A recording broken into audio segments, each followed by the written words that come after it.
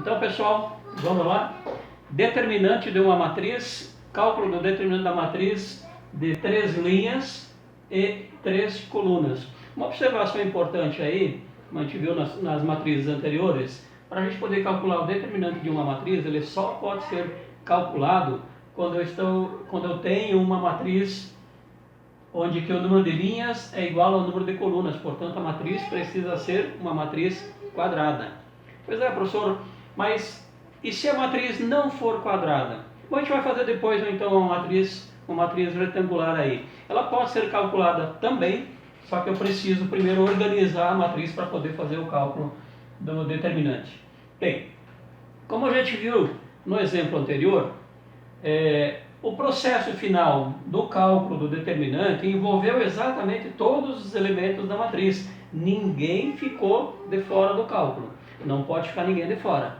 Então veja, se agora no exemplo da matriz 3 linhas e 3 colunas, 3 por 3, eu vou fazer o cálculo das diagonais, igual eu fiz no exemplo anterior. Veja bem, diagonal principal, vou multiplicar 6 vezes 4 vezes 3, menos os elementos da diagonal secundária, em qualquer ordem, 1 vezes 4 vezes 2. Eu não posso fazer isso aqui, porque a gente observa que esse cara aqui, esse elemento aqui, o elemento 0 e o elemento 8, eles vão ficar de fora do cálculo do determinante. E ninguém pode ficar de fora. Então, qual é o mecanismo que eu tenho para envolver esses 4 elementos numéricos, valores numéricos, que ficaram de fora? Como é que eu vou incluir eles no cálculo? Bem, neste caso da matriz 3 por 3, nós temos alguns métodos diferentes para calcular o determinante. Tá? A gente vai utilizar o método de Sardos. Ele implica no seguinte: tanto faz, eu vou duplicar o número de colunas ou duplicar o número das duas primeiras linhas. Tá? Então, para a gente ganhar um espaçozinho no quadro aqui, eu vou apagar isso aqui. Tá? E vocês vão resolver, começar o cálculo fazendo exatamente isso daqui. Eu vou repetir o número das duas primeiras colunas, mas é totalmente indiferente. Eu posso repetir o número das linhas ou colunas. É uma questão de hábito. Eu vou repetir as duas colunas. 6, 1, 6, 1, 5, 4, 5, 4, 1 e 8, 1 e 8. Tá? Feito isso, agora sim a gente vai proceder à multiplicação dos termos de cada uma das diagonais. Então veja bem, o determinante da matriz C vai ficar diagonal principal. Quem são os termos da primeira diagonal principal? 6 vezes 4 vezes 3. 6 vezes 4, 24. 24 vezes 3, 72. É a primeira diagonal principal. A segunda diagonal principal. Diagonal principal, sempre lembrando, tem resultado positivo.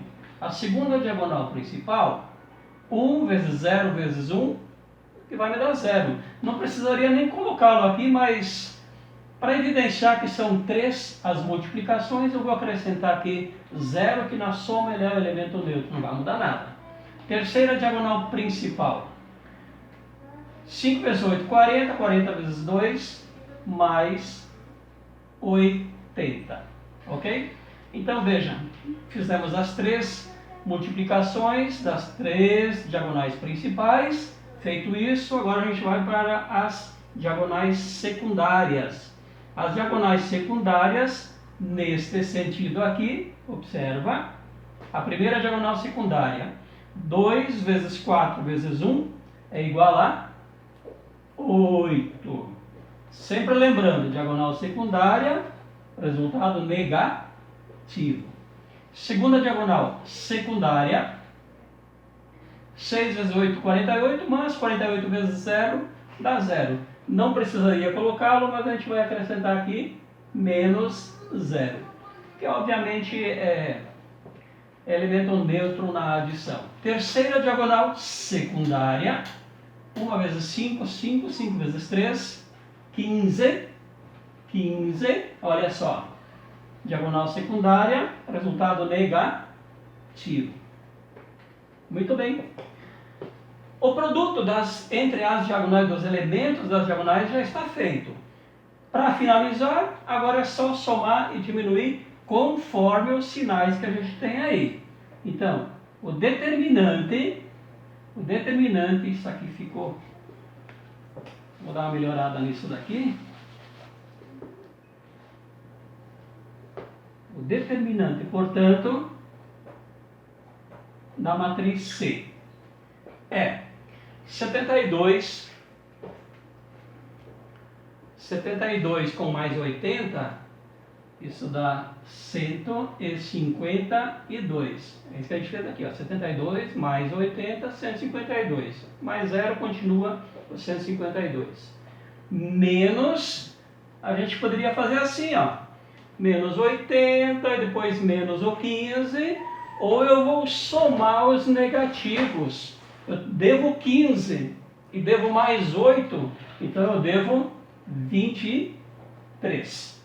E aí eu finalizo fazendo a diferença, portanto, o determinante da matriz C, 152 menos 23, isso é igual a 129. 129 é o valor numérico associado a essa matriz de 3 linhas e 3 colunas. Professor, mas esse cara aqui e esse cara lá, eles não participaram no cálculo. Sim, eles foram envolvidos no cálculo em algum lugar aí, ó.